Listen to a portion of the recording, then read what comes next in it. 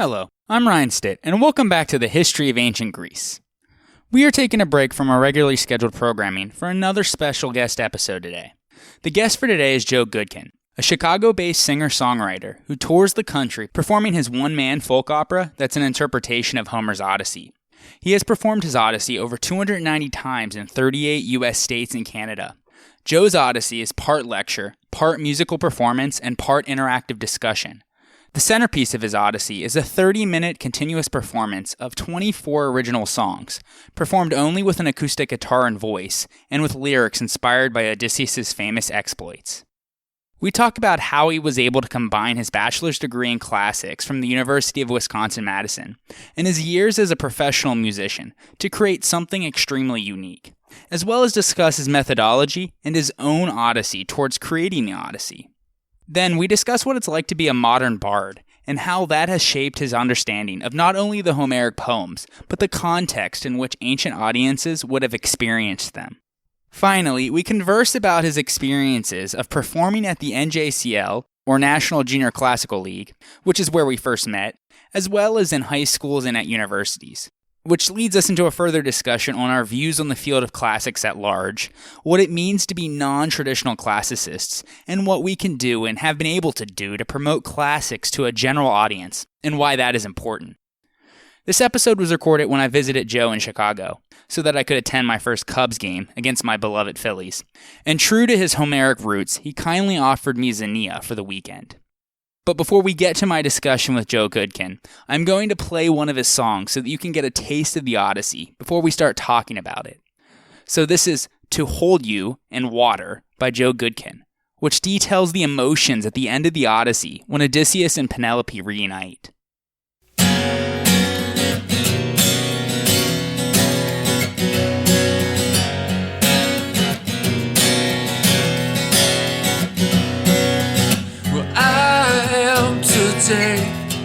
Just as you recall, feeling my way until you made me crawl.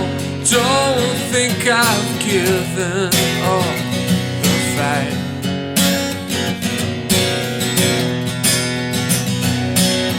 Well, I've come and gone, a feather in the night, stared down the dawn. My eyes were burning bright. Don't think I've given up on you, but I'm still me, and you're still you. There's nothing more for me to do but hold you, but hold you.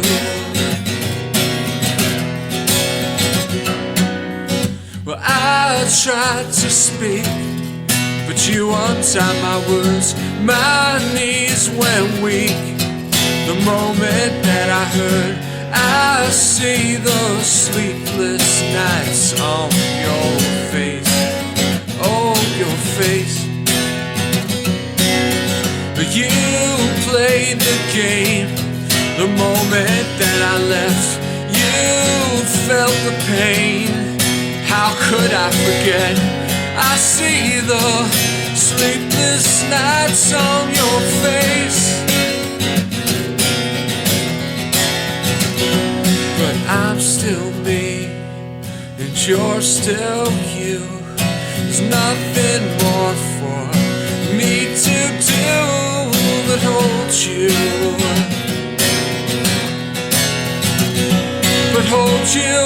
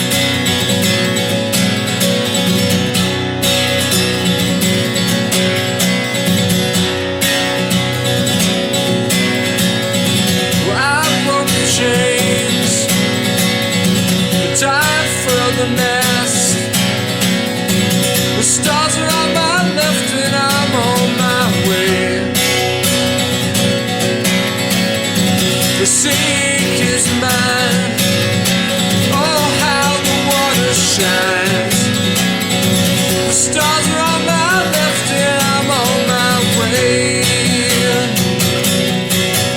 I'm free again and I won't let it go.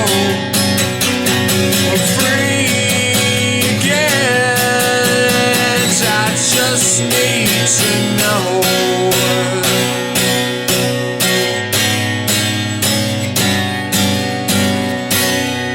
Water and waking, water and dreaming. You have brought me here too. You have brought me here too. You have brought me here too.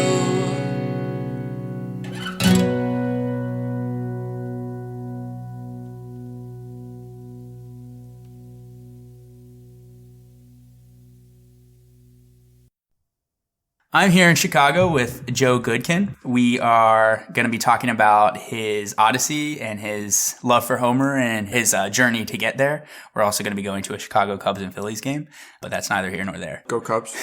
Go Phillies. So Joe, welcome to the show.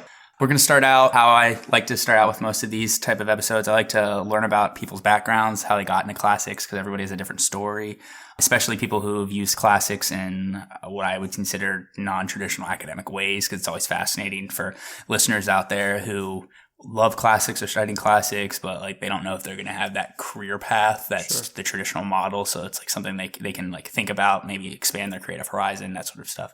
So if you would, could you tell me how you got into classics, and I guess more specifically how you got into Homer, the Odyssey, the Iliad, the hymns? Yeah. Well, thanks for having me. It's a real honor, and I'm excited to talk with you about all that. So I guess I call myself kind of an accidental classicist. I wasn't one of these high school kids that had Latin or JCL, unfortunately. But I went to college at Wisconsin-Madison, and my freshman year, when I had to take a language, I took a chance and signed up for Greek 101, kind of on a whim, kind of because I'd seen a couple Greek words in a book in high school that were kind of mysterious and kind of magic, and I wanted to learn what they meant, how to read them. By my second semester, I was taking Greek 102 and classical mythology with Barry Powell and classical archaeology, and I found myself a classics major at the end of my first year. So following college, where I'd read quite a bit of Greek and really did probably the most with the Greek language of any of the different aspects of the field, I had the notion to try to combine that classics degree with a background in music. I played guitar and written songs since I was in high school and before. And what tumbled out of me was a 30-minute one-man interpretation of Homer's Odyssey through 24 songs. 30 minutes? 30 minutes, yes. Quote-unquote, the whole story. That I've been doing on and off, but mostly on for the last 8-9 years at colleges, universities, high schools in general. Almost 300 times now in 38 U.S. states as of this taping. And this thing that started on a whim has sort of become a big part of my life and my career, and it's enabled me to stay in both classics and music in a way that I think is unique. So what was the process in going about that? Like, was it something that just organically happened? Was it something that like you didn't anticipate doing the entire Odyssey? Like, what was your methodology? Did you just be like, all right, I want to make some songs that are Homeric inspired, and then it turned into, let's do a song about like every individual book or every individual tale? Was it like, how long did it take you to come up with the routine, so to speak, that you have now? Yeah. Which, I mean, I'm sure it's not completely finished. You make changes all the time as an artist, but yeah. Like, how did that, like the methodology happen initially? Well, I actually have my writing book with all my work, and it started out with a prompt that I wrote myself on a page that just said, write a 24-song adaptation of the Odyssey in modern song. And that was it. So one song per each book. I think that's what I had in mind at first, or at least that conceit, that framework, trying to honor the 24 books, the traditional 24 books. It didn't turn out that I wrote one song per book. Some books I condensed, Some are just harder to do. Yeah. And as I got a clearer picture of how I wanted to tell the story, some books lent themselves to more than one song because there was the type of character interaction that I was interested in as a writer. Some books that were more highly narrative or less character driven were not as interesting to me as a writer. So I had to find workarounds for those, or I had to combine a couple into one. But I wanted to stick with the 24 just as a matter of symmetry and honoring the tradition. So I basically lay out 4 or 5 different translations of the Odyssey along with the Greek. and went through and read the translations until I found something I thought I could write a song about in the way that I write. And it was cool because it was an exercise in comparative translation in some sense, but also it gave me a window into how many different ways you could tell the same story, because the translations are, markedly different, I think. So yeah, that was my inspiration for it and kind of my process. It took me the better part of 2 months to do most of it. And then it took me about 8 years of experimenting to finish the last 10% of it. So, or at least that's what I like to say. What translations did you use? And which ones are your favorites? Which one spoke to you more, I guess? At the time, I used Fagles, Fitzgerald, Lombardo, the prose translation in the Loeb, as well as the Greek. There might have been one more in there too, but this is before Emily Wilson's translation came out. Clearly, before Barry Powell's translation. I'm trying to think if there was one other one. Yeah, but those were the main ones. Has those new recent translations, have you read them and have been inspired to change lyrics at all? No, not really. They've changed the way I've framed the stories to the audience, and that they've just given me more to think about, like any translation does. But as far as changing the raw material of what I perform, it hasn't. I wrote it pretty broadly, and the things I love about Emily Wilson's translation are that she synthesizes some of the things that I liked desperately in some of the other translations. So she has kind of the poetry of the Lombardo version. And no, it didn't really have me change the actual artifact, so to speak. So what was it about Homer that drew you to Homer and the Odyssey in particular? You do the Iliad now, and we'll get to that later, but it was mainly the Odyssey for the longest time. So what was it about that specific text and that specific type of literature that really drew you to it, as opposed to doing a song of, I don't know, what other, the Aeneid or something? Yeah. Which is a copy of Homer. But. Yeah, I was going to say, Virgil beat me to it. Yeah. I think the experience of reading Homer in Greek was life-changing for me. I remember very clearly, although I did the Iliad first, the first time I felt like I understood what was happening in the Homeric poems, in Greek. And it was this incredible emotional connection to humanity and a tradition. It was almost like a time machine that I could see back to people 3,000 years ago or more. So, and I loved all the other stuff I studied, but I didn't have kind of that emotional connection in the same way. And as far as starting out with the Odyssey over the Iliad, I got the Odyssey in 3 separate classes in college: a language class, a Greek class, a literature and translation class, and then actually in a comparative literature class, which was not only studying the Odyssey, but studying other works, both literary texts and films and poems that were also inspired by the Odyssey. So I had this exposure to how rich the subject material was and how relevant it was. And I think as a narrative, as a story, the Odyssey is a little easier for modern audiences to step right into and feel comfortable with. And it was easier, at least for me, to tell. So I'm glad I did. Now that I'm starting to do some work on the Iliad, I'm glad I did the Odyssey as a younger person, and I waited to do the Iliad till I was a little bit older and had some more perspective. A lot of things in art and life are just a little bit of luck and then a lot of hard work. So I think I stumbled into the perfect story for me and ran with it.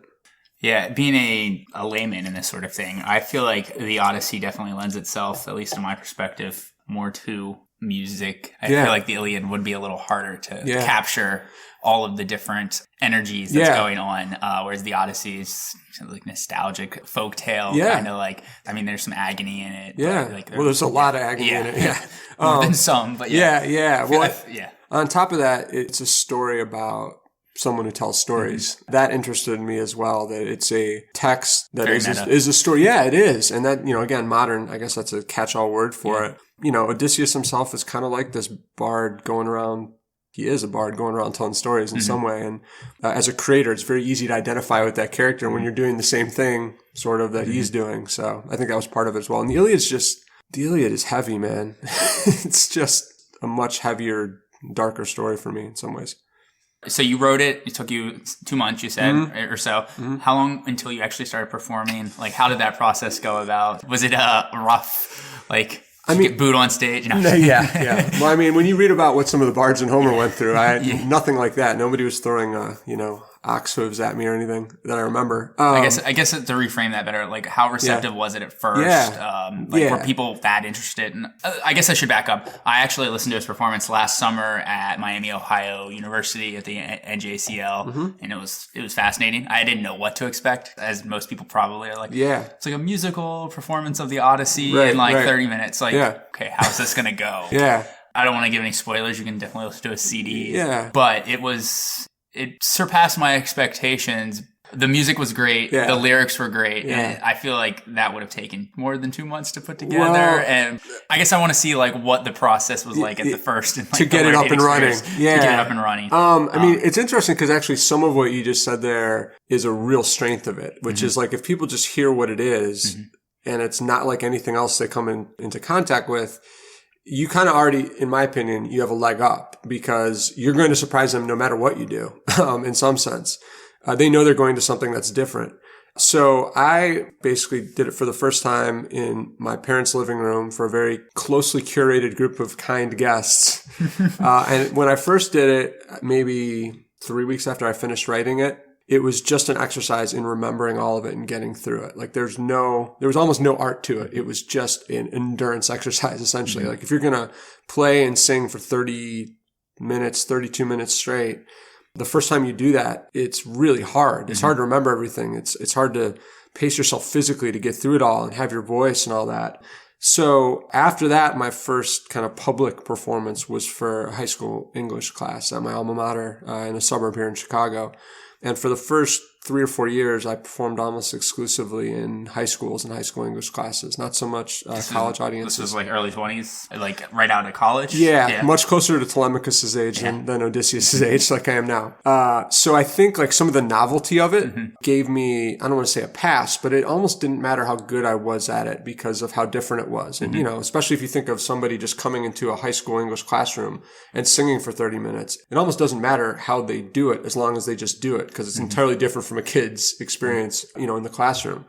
I guess that's kind of, we should reiterate. Yeah. So if you like, it's 30 minutes and if you're going to it and trying to learn the Odyssey, it's not that. It's less about the story of the Odyssey and more about the storytelling of the emotions of the Odyssey. Yeah, exactly. So like, it's not someone teaching you the Odyssey and it's not someone just singing to you. It's a combination of both. So you should probably have some familiarity with the Odyssey going into it. Which I found that most people do. Yeah. And, you know, when you start talking about the main aspects of the story, people recognize them. They're so, you know, baked in our popular storytelling and our popular culture that even if they don't think they know the story, they know the main characters. They know kind of the hot points of the story. Again, that can be a strength because I hope my performance can inspire them maybe to go back and read it with this new window beforehand into the character's emotions. But you also do a good job of, I remember in your program that you gave to everyone, and this is like a synopsis of like, this happened in this book, a few sentences. These are the lyrics. This is what I'm going to sing. Yeah. So like, if you don't remember what happened in book 16, you're not going to be completely lost. You'll be okay. Didn't mean to get off the track there, but like that's great, and that's 100% true. But when I was less sure about that, having an audience of people who were reading the story, like in a high school English class, was great because then I don't need to do any narrative setup. You know, I can immediately bypass the narrative part and go to the emotional arc, or which to me is the way I wanted to tell the story and what I was interested in and what I thought would help modern audiences get past just the narrative and into the actual story and relate to the characters. So I did it from about 2002 to 2005 or so, probably 10, 12 times a year, mostly in high schools with like my alma mater. I went up to Wisconsin and played it. A couple of universities took a chance on me. And then I actually stopped doing it and didn't do it at all for almost 6 years, 2005 to 2010, 11. You know. Why? You were still making music at that point, though. Yes. Yeah. I was at a dead end with it creatively. And I thought it was because I was just done doing it and I'd said everything I could. But what I realized after the fact was I just wasn't doing it well enough and I wasn't tapping into the full potential of it. Not necessarily, I'd written it, I think, pretty well. I just wasn't at the level performing it or framing it where I was confident enough to play it the way I could and really exploit all the different things about it. I was much more concerned with the weaknesses of it than like compensating for the weaknesses of it than I was exploiting the strengths of it. And that was really hard, especially as I wanted desperately to try to bring it into colleges, both for the audiences and for my own validity as somebody who was into the material. And I wasn't ready to do that. And the 5 or 6 years I took away, I guess it's cheesy, but I went out on the sea myself and had some other life things happen. And I came back to it a more weathered person and a more confident person, also a more appreciative person of what I had created and the potential for it. And it was at that point that I started pursuing doing it more in college and university settings as well as high schools. If only you would have taken 10 or 20 years away, then it would have fit right in. Well, it's, yeah, right. But yeah, right. Well played, Ryan. So during that time that you're away, what changes when you came back to it? Like, what significant changes did you make to it? I'm sure you had a different perspective. The funniest thing is I still use the same lyric presentation that I did before I took the break. Just the way you perform it. Exactly. Yeah, I rearranged it a little bit. Like there were certain places where I repeated certain verses or repeated certain songs, maybe places I hadn't. But it was much more about the reperformance of it and really eye-opening into how much power you have to do the same thing differently, which I think is enlightening into what an oral tradition is anyway. No two performances are the same, I suppose. Yeah, exactly. Yeah. And, it's really empowering to realize that. And it's also kind of humbling when you realize that so much of what a performance means is completely out of your control as a performer. It's dependent on, well, most importantly, the audience, but also the space in which you're doing it.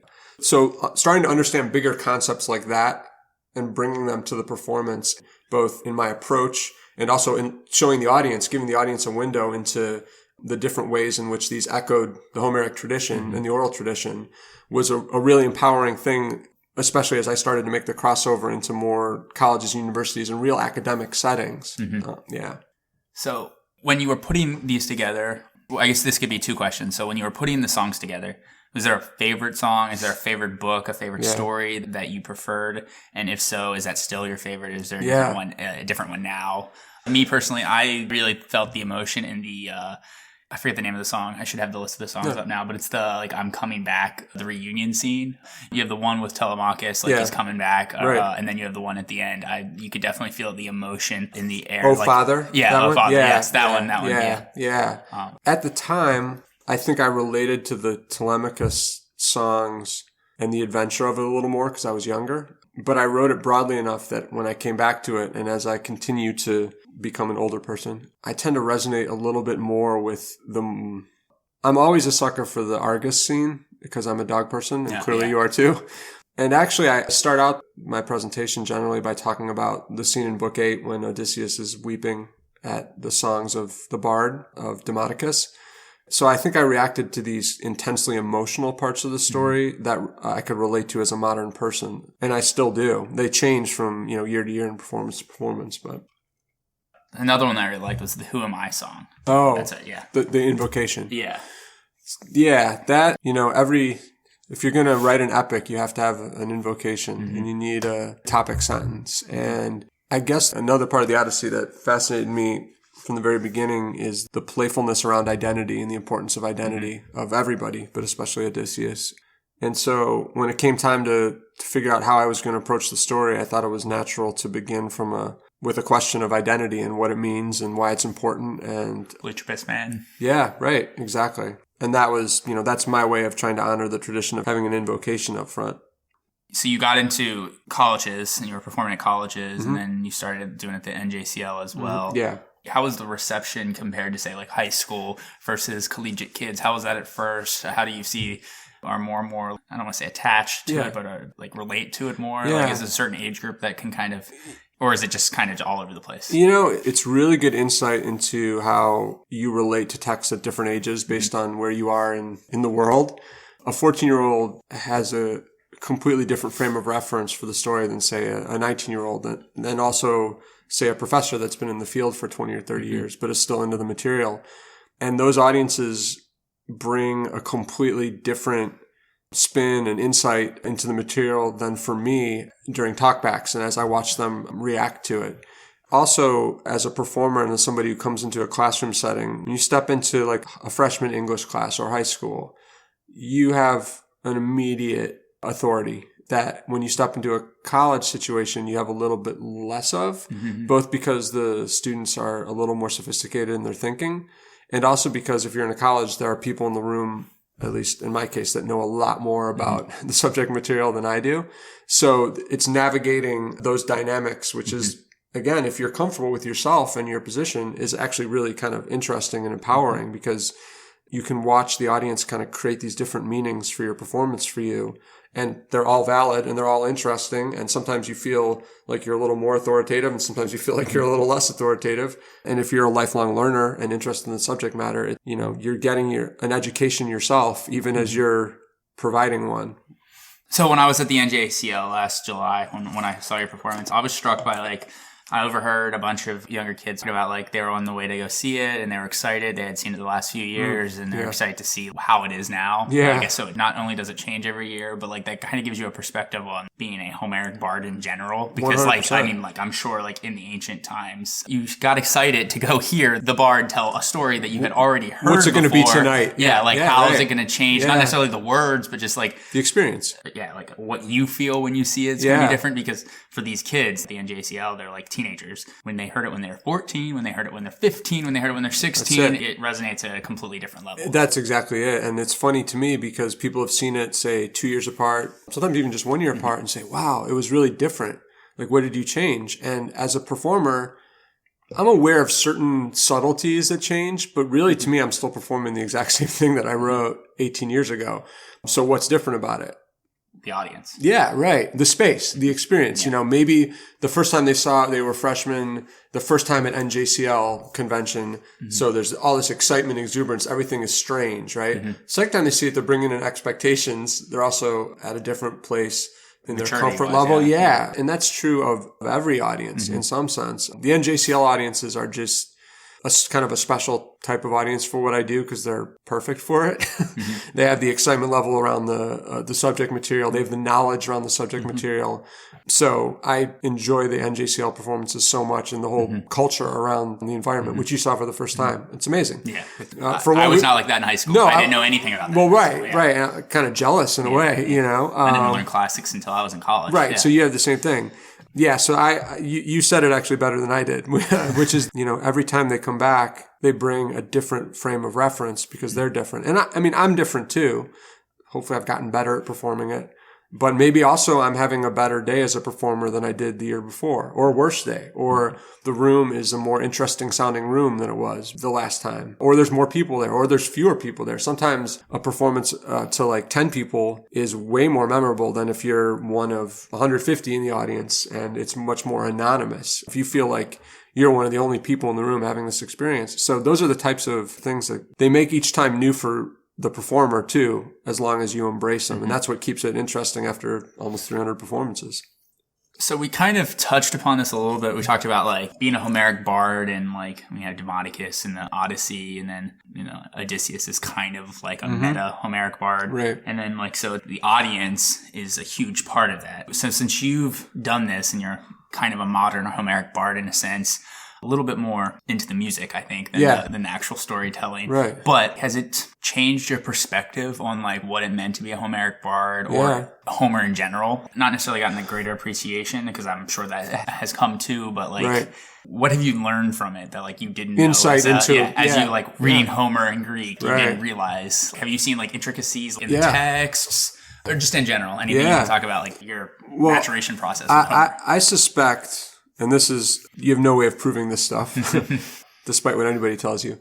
I suspect that all these hints in the text that we see of the bard elevating himself to the level of hero, Odysseus, or equating the two, were based in very real emotional experiences of being on the road, traveling, telling stories.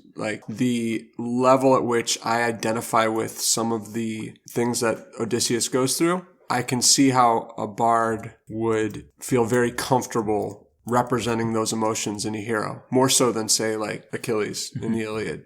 I think there was a real sense of understanding between a bard who would tell that story and the hero of the Odyssey. And I guess I knew that intellectually because I'd had professors point out all these points of comparison and similarity. But until you've actually gone out and done this thing that is both what the people who created the story did as well as the hero did, go around, feel all the disconnection of traveling, feel the desire to be home while still being fascinated with the world around you as you're doing these performances.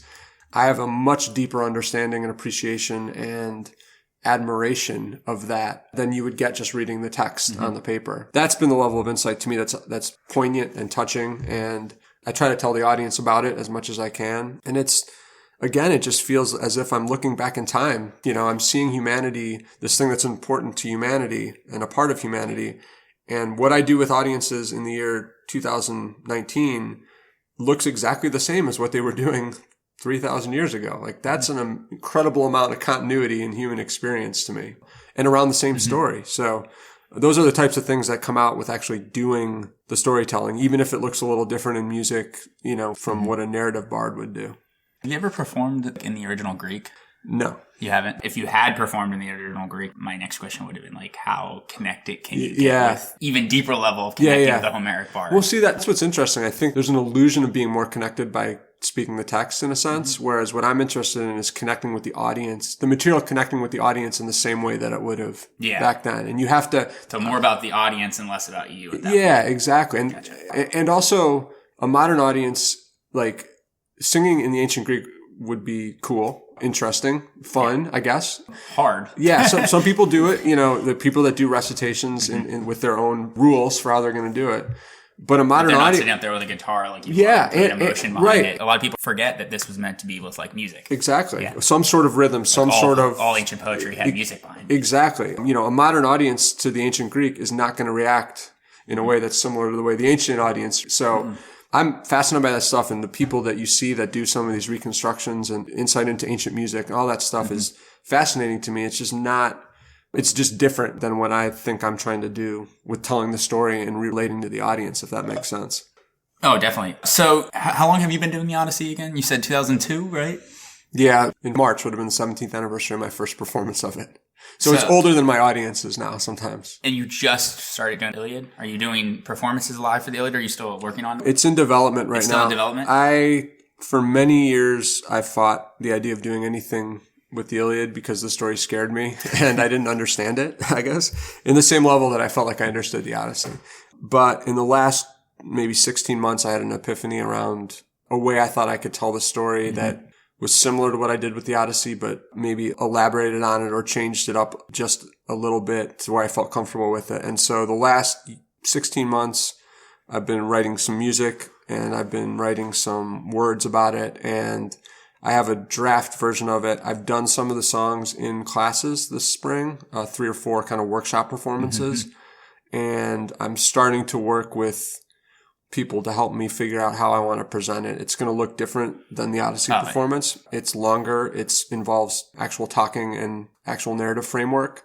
But the idea behind the songs is very similar. The idea is the songs will present the characters in the story from a first-person point of view, what they're going through in the story. It's a terrifying story, and it is full of characters to me that are much harder to write, from whose perspectives are harder to write from than, I don't know if that was grammatically correct. Let's frame it the other way. I had an easier time writing about the characters in the Odyssey than I did in the Iliad. They're more relatable. You said it took you 2 months. Yeah. It's like, you said 16 months so far and still working on it? Well, so I guess that's the interesting thing about that is the music. I wrote the music for this Iliad thing in 4 weeks. That came out of me. Once I had a picture. It's just the words now. It's just the words and the music, like all the songs. It's the narrative. It's how to frame the songs that's I'm struggling with. Yeah. And I guess I did a lot of reading and thinking and talking to people for the 10 months before I wrote the music and the songs. So there was a lot of coming up with my window in. And then once I had a window in, the stuff tumbled out of me pretty quickly in terms of the music and the lyrics. It's just I know I keep saying it. It's a heavier story than the Odyssey in a lot of ways. You mentioned like framing the songs. Yeah. Like, do you want to talk about the methodology and the creative process behind that? So like if you got the words and you have the music, what is your process? When do you feel like, oh, this is great? Is it the way you speak it? Is it the way you sing it? Is it demeanor on the stage? Yeah. How do you get to that point where you're comfortable with it? If there's a point. Yeah, right. The Odyssey is interesting because it's one 30-minute performance. It's basically one framework. It's what I do before and what I do after it, So getting comfortable with that for me was just figuring out how I wanted to talk to the audience before it and then figuring out how I wanted to talk to the audience after it. What I do in the middle with the performing is difficult because it's 30 minutes of playing. But the framework and the talking and how I'm guiding the audience to listen to the songs is easy because I just have what I tell them before and then what I tell them after. With this Iliad piece, what I'm doing is baking in some narrative guidance between each song. So it's not a continuous performance of music. It is a storytelling piece as well as a music piece because I felt that was the best way to honor the story. I didn't want... You brought up about how, what I do with the Odyssey is not narrative. I wanted this thing with the Iliad to be narrative. I wanted to tell the audience everything it needs to know to understand the characters and the story in our time. So I'm having to write a lot more between the songs and actually script it and turn it into something that's more of a hybrid kind of musical storytelling piece. So you're like a omniscient narrator with music. Yeah, exactly. You're like Morgan Freeman, but playing the guitar. I look exactly like him, yeah.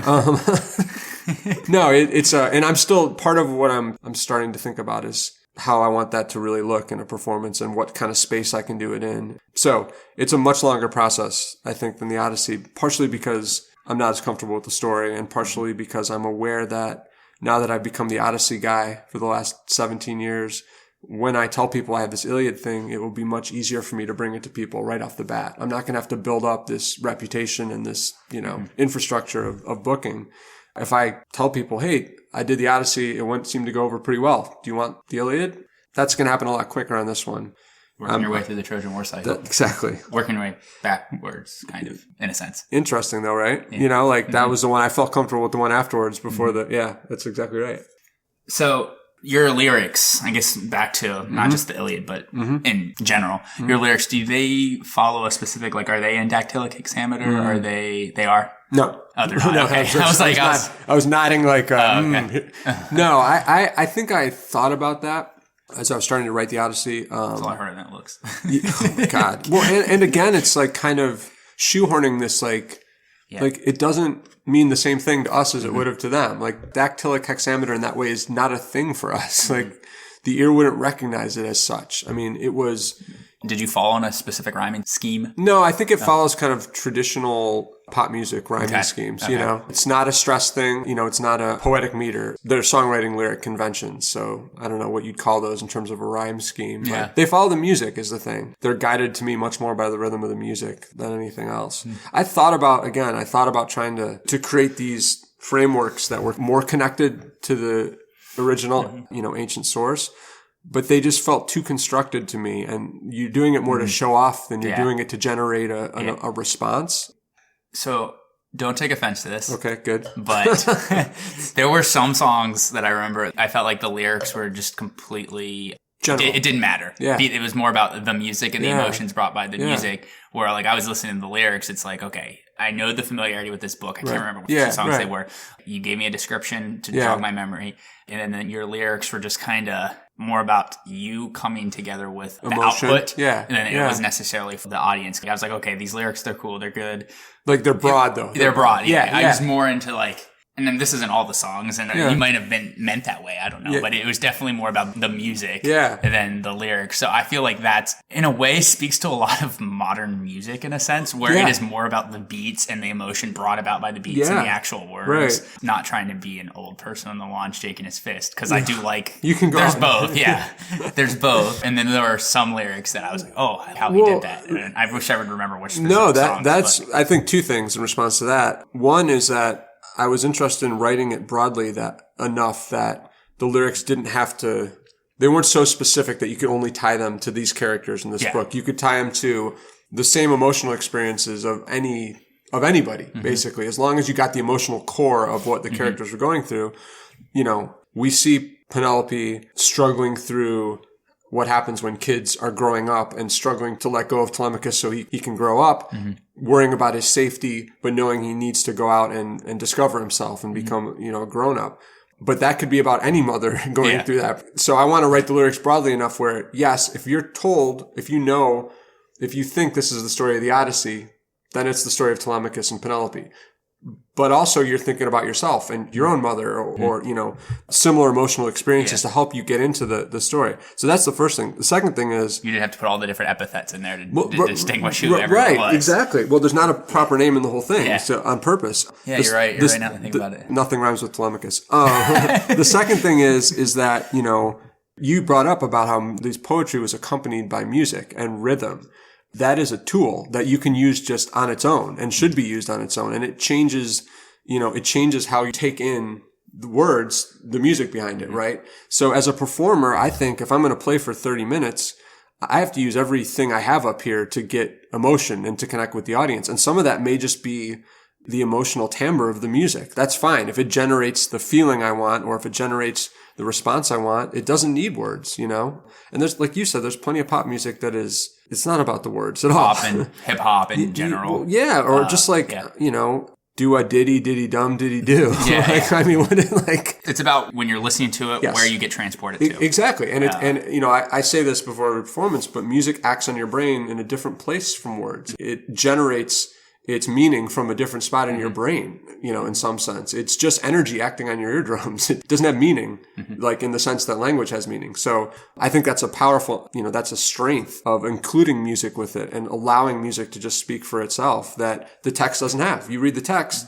you don't get that. So you might as well lean on it and use it to its fullest capabilities. And that goes back to what we talked about earlier with the 14, 15, 16-year-old kids. Yeah. They get something different out of it every time they hear it. Absolutely. I'm sure older people as well, but especially in the younger age because they're drastically changing. And every time they hear it, it's going to transport them to somewhere else. Yeah. And that is true of audiences of all ages. An audience member that is of the age where they have a child is going to have a different emotional response to the framing of a parent and a child. Yeah, than being the child. Yeah, right. Exactly. 100%. So you've gone into a lot of high schools. You've gone into a lot of colleges, classics departments, classics associations like NJCL. Yeah. What is your overall feeling? What is it like? How do you see classics? Yeah. What is the current state of classics? Yeah. Completely sunny and wonderful. No.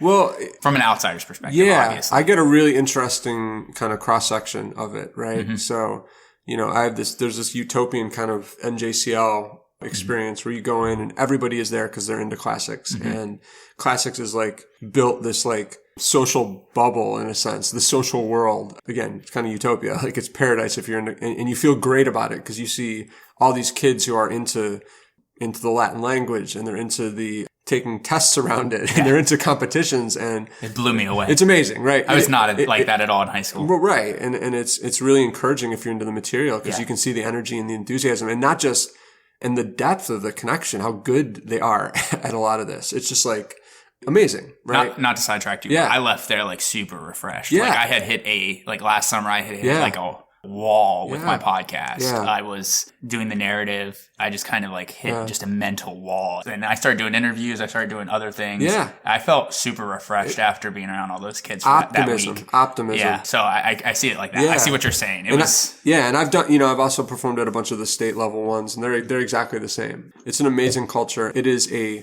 tribute also to the teachers who have built it. You see the connection that the teachers there have with the subject material and with the kids and how they enable the kids to connect to it and feel inspired and get it.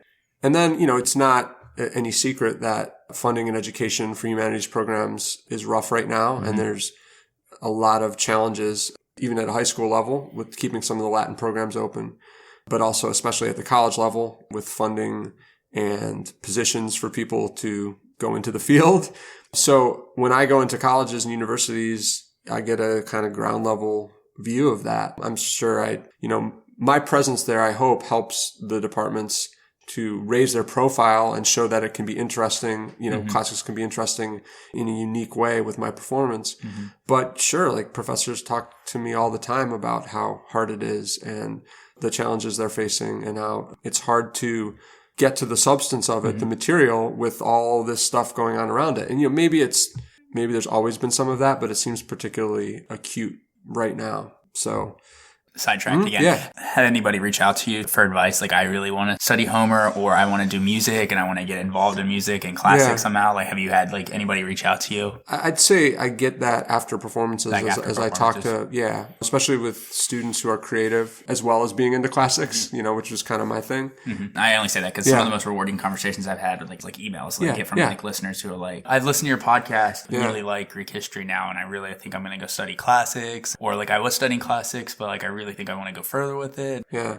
being an inspiration. I felt like that way. So I was curious if you had any level of, because obviously yours is different, but I'm also not a traditional academic path. Well, I left and now I do a podcast for the general public. So, and you, I don't know if you had hopes of pursuing. I decided not to. Well, no. I was in it and then I got out and then I decided to put it forward.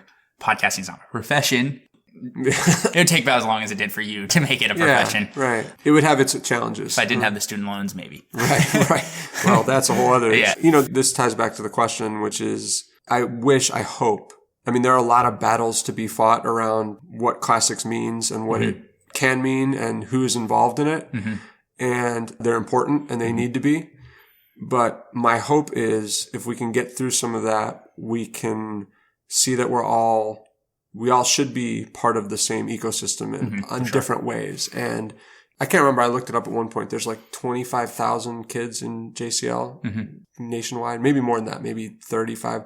You know, how can we convert more of those students into taking Greek and Latin classes in college to start? Like, how can we take that enthusiasm and when they get to college, keep it going, make use of it? Not necessarily even major in classics, but just participate in the study of classics at another level. Like, how about that? Just minor. Like, exactly. Or even just take the class, put a butt in the seat. You know, you asked about going to these colleges, like at many of them, you know, a Greek 101 class of 8 people instead of 4, or 7 people instead of 4, or 6 people between the existing and not. Yeah. You know, it's like, that's not to oversimplify it. It's not that people aren't trying, you know, because clearly they are, but how can we help do that? Like, how can you take the people that you turn on to the material through your means? How can I take what I do? How can all these people that you've talked to, that you're part of this community of, we're part of this community of people interacting with the material in new ways as we can now, you know, how can we keep that in the family and all be a part of the same group that is studying and, you know, excited about and relating to this discipline, this subject material? I think about that all the time. I hope I'm a little piece of it, you know? You're showing people that the traditional method is not necessarily the only people to study classics. Don't have to be people who want to be professors of classics. Exactly. Yeah, it can suit anybody. That's exactly right. And, you know, but also I don't think it's like either or. It's like all of us. It's all of us. Yeah. What I do is not, you know, what you do is not what a professor does at a college, a university in the traditional setting. It doesn't have to be. It's not, you're not saying you are. Yeah. You know, the way I represent Homer or the way I think about it is not scholarship. It doesn't have to be. It's all, I liken it to the idea that every bard is entitled to their own telling of a story. We're all entitled to our own ways to interact with the material. And it's not either or. It's all of it goes together to form the meaning of it and to form the discipline. And I know it's not as simple as that too. I'm not Pollyanna about how people monopolize it and what they use it for, but I would love to be a part of a discipline like that in whatever way possible, as I imagine you do too. Yeah. I mean, things can have relevance when they don't not necessarily going to be your financial outcome. Right. Like things can impact your life. Right. Like I found out with the podcast, I started out doing this just as a hobby for myself. Yeah, right. Because I had all this quote unquote useless information. Like I was not in a PhD program. I had all this just random information of notes and stuff. Non-commodifiable. Like what am I going to do with this now? Yeah. Well, I spent all these years studying. At that point, it was like 6 years or so studying this stuff. I should put it towards like good use. And I started like editing Wikipedia articles, and I finally started doing a podcast. It was mainly for me, tangentially for other people. You didn't know that other people would listen. Yeah. Or read, We've talked about that now. Like a lot of the people you've talked to, like who are interacting with the discipline in different ways, start out exactly that same way. I didn't know that 17 years later, I'd still be singing this song. You know, like Did you even think you'd sing to anybody other than your family or your local high school? When I wrote it, I did not. It was more like I finished it and then I thought, who will sit still for this? Yeah. And I thought, family members and high school freshmen, you know. At least you got your family members. I've gotten like 1 of 10 family members to listen to my podcast. And it was only because I bribed him. He was playing Assassin's Creed Origins and he wanted to know some information. And I was like, you're like, this one's got... I was like, if you go listen to the episode, I'll tell you your answer. That's funny. That's actually not funny. It's actually... No, but you know... It's interesting the difference in when you just make something for yourself because you're interested and when you're making it conscious that it's going to be like, I assume it's changed the way in some extent you do your episodes or maybe not. It has in a sense, like my methodology behind it hasn't changed because and you're probably the same too, I'm going to do what I'm comfortable with, the way I'm comfortable you're with it, interested in because the that's research. how that's how it's for me, Right. mainly, and secondary for other people. But I also know that I also take secondary into consideration now. Yeah. So like you're aware of your audience. Yeah. Like my methodology is what I do because I'm most comfortable with it, and Right. it stays true to who I am. Right. I'm not going to change who I am to reach more people. Right. You're going to say, if you like what I do, come listen. If you don't, go find another podcast. Yeah. There's not another one for the ancient Greece. So there's a couple, but not like specifically what I do. Well, this is, we talked about this a little bit earlier, but, it's interesting the ability of this source material we study to generate strong responses from people. Like people have very strong opinions, some of them informed, some of them not about this stuff. So when you take Most it of them on, not. well, fair enough. When you take it on, whether you're doing it in a more academic way that you're doing it, a more educational way, or an artistic way, you're going to piss some people off and they're going to have strong opinions about it. But that's because if you want to put a positive spin on it, it's because it matters to them. Like somewhere it matters to them. And whether that's a healthy place or an unhealthy place, if it didn't matter in some way, they wouldn't care to respond to it. But people have very strong thoughts about the Odyssey and Homer. And that's from a academic sense of people all the way down to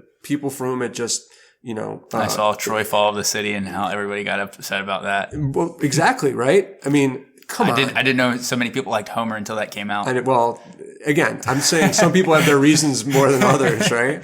But even just, when you tell people when they see your interpretation of it, like they see mine, and they say, oh, I was kind of surprised you didn't do anything with X part of the story, or don't you think you could have done this? Or what if you did this? Why didn't you do this? Yeah, right? That gets me to the whole, you don't really understand the point of it. Mythology in general, like Homer. Yeah. There's not only one bard. Right. And that was the only way to do things. They were all different. Right. They all had different interpretations that were guided by their world experiences, by what they were interested in, like their individual... The mechanics. Their individual skills. Right, yeah. So there is no one true way to do something. Well, you try to tell that to some people. And people get upset, that's not how the myth goes. That's not how myth works. There is no one myth. No. We just happen to have this one. Especially pre-literate. Yeah. And you know what? At some point and this took me a long time to get to. This took me a large number of performances. Your version is your version. And that's the answer. Fine. You don't like it or you do it differently. Great. Go do it. And I mean that not at all in a glib way. Well, I sort of mean it in a glib way. Yeah, I definitely But I mean it in I mean that you've talked to people like Jeff Wright who does the storytelling version, like a pure storytelling version of it. I wish there were 40 bards all going around telling these stories so we could actually have this discussion, You know what would be great? We should get Jeff on it. You should play the music while he talks. See? A mashup? Is that a mashup? Yeah. That would be pretty epic. And again, that's true to the idea of multiple bards, of multiple versions. That's a beautiful thing. The more of that, the better. The more people who want to apply their specific vessel to telling the story, great. I mean, we go through some of the similar things with that, I think. In a way, it's like listening to academic lectures on one-offs, and it's I know the story, but I'm listening to your specific take on something, and I might pick out a few things that resonate with me and then move on. Right. That's going back into the ancient audience and modern audience. Most people know the story. Right. Exactly. They're just looking for a different not necessarily a different frame. Yeah. Not necessarily a different spin, but just okay, what's going to happen now? How am I going to react to this? I mean, history is a framed narrative anyway, subject to whoever's framing it. It's no different than the Odyssey, in that sense. And they, whatever. That could be a very long digression as well. But the biggest thing... Itinerary had a 3-hour thing on that. Yeah. Yes. With Joel. Joel. Yeah. His double. Yeah, he did a pretty good one. So check that out. Yes. Itinerary podcast with Joel Christensen. Check them all out, actually. They're all great. That's another, to get back to your question about going to all these colleges and universities. For all the problems in the field and the difficulties, there are people doing incredible work, both on an academic level and also on a interpersonal level, with students and people who are interested. I get to experience that, every trip I take, every college I go to, I get to talk to people who are on the ground, still working within that academic framework, who are doing the best they can and doing incredible things. I mean, they're working to preserve that part of the discipline, which again, I think is important and should be. Whether it looks like it does now, that's another question. But it's all part of an ecosystem that's super important to the material. And there's, you mentioned Joel Christensen, and I mean, there are people, fighting the good fight and doing this work that are really important. And you just hope that they get enough support, that they stay in the field, first of all. And, second of all, that they can bring more people into it with the tools that they have. Yeah. So one of the big things that I've noticed, I got into podcasting slightly late. I mean, earlier than a lot of people, but I've been listening to podcasts since like 2008. Music, you might have a similar perspective, but I've seen that like before it was just like independent people like making history podcasts were people who might have gotten a master's, but might have gotten a bachelor's, but they decided not to pursue it. And amateurs with like knowing how to do historiography. Right. And they would put together these podcasts, at least the good ones. There's terrible ones. Yeah. I'm not going to name names because I'm not smart. We can do it off mic. But like they're doing podcasts. So I've seen this as an outsider with like one foot kind of in it because I was in a program. I'm not. This is a long-winded way of saying it. I like that classics, the field, at least the people that I come across are getting more into the non-traditional ways. Yeah. Like you see more scholars doing podcasts. You see more scholars just doing Twitter, period. Yeah, outreach. I imagine it's now easier to get performances than it was a decade ago, maybe. Not just because now your name is known, but also because the people are probably more willing than it was. I mean, I could be completely off. That's so. I mean, the thing I like to point out, if you want to see how far this has come, is that when I started trying to book this thing in 2002, I was literally looking up schools in a phone book, like an actual phone book, Chicago area high schools, and calling them. So in addition to the field being more open to things like what you do and what I do, and all these newer media, newer ways to reach people, the amount of information available to help me connect with those people is incredible. I can go to a college website and see when they're teaching the Odyssey and who's teaching it and harass that person if I want. And I do. In fact, maybe somebody's listening to this has been harassed by me. But that's something way different, like you said, than even 10 years ago. I guess to sum up what I was sayit better than what I did long-winded, it feels like when I was in undergrad in classics, the discipline felt insulated. Okay. And now it could be completely anecdotal and it could just be my experience, but now it feels like it's way more open and you have a lot of people doing the good stuff to try and promote it beyond just the walls of the building. For whom the bell tolls. That I think is what I was also trying to say about going into all these places is just that going around in circles I did. Just like Odysseus. 10 years. When I have a lot of pride in that fact that it does feel like there's a bit of a turning point or there's an opening up. I mean, even just watching like what Emily Wilson does on Twitter with her comparative translation is amazing. Like that kind of scholarship, even if it's just in small bites, where could you have gotten that from that type of scholar for free in real time, like before now? Like, God, I wish I had that. I mean, I wish that was available to me when I was an undergrad. So for people to be open to that, participating and creating it, that makes me optimistic as well. So I agree with you. And it's not just like brand new PhD classicists who are like jumping on the train too. Like there's people from all walks and ages that are doing it. And of course, you have people who are completely against technology and like opening it up. I mean, I'm not in the field, so I don't know how big of a majority that still is, but I don't know. Eventually, they'll get phased out, just because of time. Also, I'm sure there are, you can't paint with a broad brush, is what you're saying, but there are enough people who are into the new ways to interact with it. I mean, even just seeing on social media professors posting the final projects from some of their students, it's just like, that is incredible. Like a graphic novel, like that is so cool. That is vibrant. That is alive. And the thing is creating something like that, I can tell you, because I did it, you have to understand the material to do it. That is proof that you are diving into the material and taking it in. That's not just for show. That's not just, I'm going to do a creative project because it's easier than writing a paper. It's a different way of expressing your knowledge of the material, I see so many professors, Scott for one, a bunch of them. I see so many professors who are like, final projects, kids are doing podcasts. And it's like, I can tell you how much work goes into a podcast. Okay, so I do so many that like I may just kind of brain dump when I go into like next few episodes. But like in order to do a podcast, I spend like 50 to 100 hours per episode. Like they are putting a lot of work into it. You know the material inside and out. I don't know. It's just different. It's different, and not everybody is on board with that. No. I mean, like, not everybody learns the same way. Right. You're not just like, okay, we're going to read today. We're going to take a test on what we read. People are creative. Yeah. I mean, I'm a little bit more strict, I suppose. Like, podcasting is creative, but I write everything out. Yeah. There's more of a component. It's more of like I have a learning style that is, I guess, not as, I would never be able to do a graphic novel or play music. Right. My brain doesn't work quite like that. But at the same time, it's like, it doesn't have to. Yeah, it doesn't have to. Like I said, you're interacting with the material in the way you're filtering it through you. Yeah. And they all showcase different sides. Yeah. And it all fits together as one picture. Like how you relate best to the material. Exactly. How you relate best to classics and how it can fit your life. And I mean, I know there's a big debate now about how much the languages need to be involved in the field. I'm biased because I love Greek.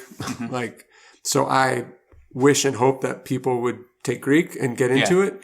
But it's by no means the only way. I mean, you're not going to be an expert in it if you don't know Greek. Right. But at the same time, the ultimate goal is not necessarily for everybody to be an expert. Right. Like, the ultimate goal is for people to learn the material, to connect with the material. Yeah. Like, people can be classical civ majors, not know any of the languages. Yeah. And that's fine, because their ultimate goal is not to go to University X, get a PhD in University X, and teach about University X. They just want to learn about the classical world and have it be part of that ecosystem, and broaden their humanities study.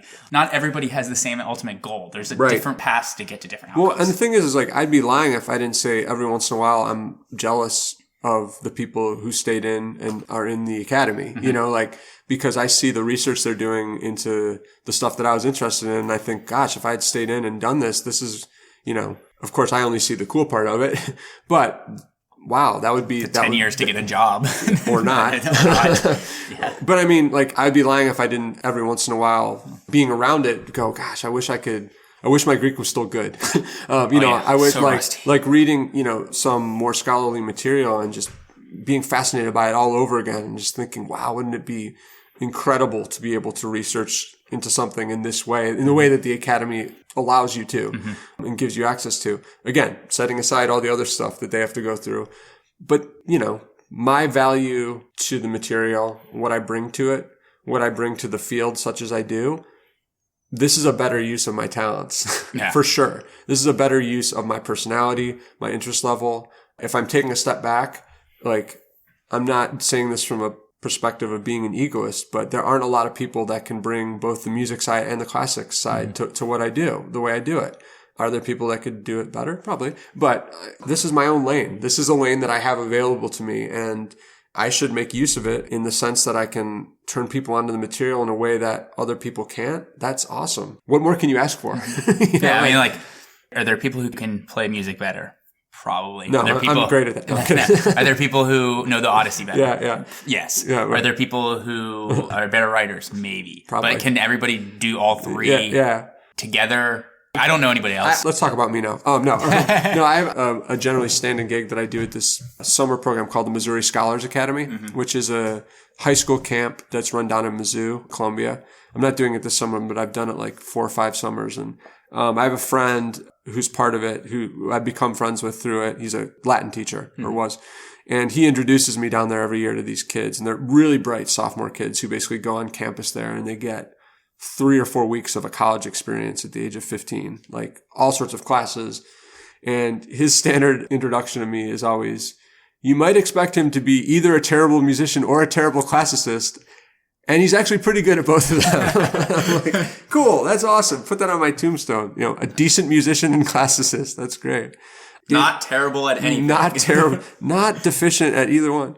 Well, to take it back to the discussion about what you do, what I do, what these other people that we're kind of a community with in some sense do, being somebody who is part of the classics ecosystem and trying to help people get into it and give them windows can look like anything. You don't have to look like a certain, you have to have a work ethic and you have to dive into the material and learn how to present it the way you've done or the way I've done. But you can be anything. You can be anybody and do it in a way that has value. And it's not this, but it's your thing. And you know the work that goes into it, and you know the level which you research it. And I know the level which I think I know the source material very intimately and can talk about it, at which I think my performance does certain things in the tradition better than the text or better than, studying it. we can look like whatever we want. You know, that's the freedom. We should. That's a commercial for us. So you don't just do the Odyssey, you actually make other music. Have you found that your performance of the Odyssey has impacted or improved your overall as a musician or vice versa? Yeah. Like, how does that interact? How do they interact? You must be unique amongst musicians that you know. Yeah. It's interesting because it's done it in a couple different ways. First of all, it gave me a business model to be a successful musician, in that when I realized part of what made me able to incorporate the Odyssey as part of my music career was that I could do it with just an acoustic guitar and my voice, and I didn't need a band, and I didn't need really any administrative support or management. I think we failed to mention that earlier, that your performances are just you singing they're with, just with an acoustic guitar. Oftentimes without a microphone, even when I can. It's more impressive than it sounds. Yeah. Thank you. No, I mean the way you're describing, not the way it sounds. The way you're describing yourself with just your voice and a guitar. Right. You play upon the acoustics very well in areas. Yes, I try to. So I realized part of what made it self-sustaining and the fact that it was contributing to my career was that there was very little overhead. And that sounds like a weird word to use. But, if you tour with a band, it's at least 3-4 people. It's a van. It's a lot, even to just take a band on the road. When I travel by myself to do the Odyssey, it's just me. So I can be successful with it in a career level way easier than with a band. I worked with a band for a bunch of years, but as I saw this Odyssey start to take off, I thought, well, I think I need to start trying to use this as my model for how I can be a successful musician. I'd love to be in a band still. I'd love to work with a band. I love music made by a band. But I don't think it's financially possible for me to do that and be successful. So I started writing more music that I thought I could represent in the same way that I was doing the Odyssey. By myself, one guitar, easy to take on the road. Like a bard. Yeah, exactly. And it also became much more narrative as well. I did a whole series of records from 2015 to 17 called the Record of series, Record of Life, Record of Loss, and Record of Love. And those are... I've heard the Record of Loss. I should probably listen to more of your music. I'm a terrible friend. No, but you're not a terrible friend. I have heard that album. And what I tried to do with it was do some of the same type of storytelling, or maybe even more than what I did with the Odyssey in song. They're very narrative. They're very personal stories that I think can apply to people universally. And the work I did with the Odyssey was very enlightening to me and gave me the confidence to go out and try to do that in that way. So the Odyssey stuff has had a big, profound effect on me beyond just the work around the Odyssey. Yeah, and I guess that sums up both artistically and kind of in a business sphere, how it's helped me. And the music business is weird because it might be the one business that's worse than the classics business. And that's a pitch for people who are like, classics is irrelevant. Yeah. It's like, well, if you have a passion for classics and it's what you like, you can always find a way to incorporate it into what you're actually doing. That's exactly right. Even if it's just a way of thinking. Yeah, exactly. Or just a way of like taking lessons learned. It doesn't necessarily have to be something. It's not limited to just that. Yeah, it's not limited to how much money you can make from it. Absolutely, man. Absolutely. I would not still be doing a full-time musician thing today if it weren't for the Odyssey. That's been the single most successful thing I've done for myself. It's a unique thing. It's shown me the way to be a professional bard / musician in the 21st century. And I feel lucky every time I do it to have it. And it's been amazing to me. So you've been in how many states so far? As of today, 38. And you have a goal of getting into the 50s? I do. What states do you have left? I'm glad you asked, Ryan. Well, I'll be playing in North Dakota this summer at the Junior Classical League Convention, which is convenient for me because that's a tough one. And after that, I have New Mexico, Utah, Wyoming, Idaho, Oklahoma, Kansas, Maryland, West Virginia, Oregon, Hawaii, Alaska. Those are your 11? Those are my 11. I think I just hit 11, right? So if we have any listeners from those states who are in, like, teaching Latin or Greek in high school or just anywhere. Or collegiate classes or have connections, reach out to him. And where can they find you at? They can find me at joesodyssey.com. And there's an email address on there, but it's just joe@joesodyssey.com. And you can find my other music at joegoodkin.com as well. I'll put all of that in the show notes as well. Awesome. So, and on the webpage, and also a link to, you wrote a piece on Eidolon as well. So I'll link to that as well that talks about being a modern bard.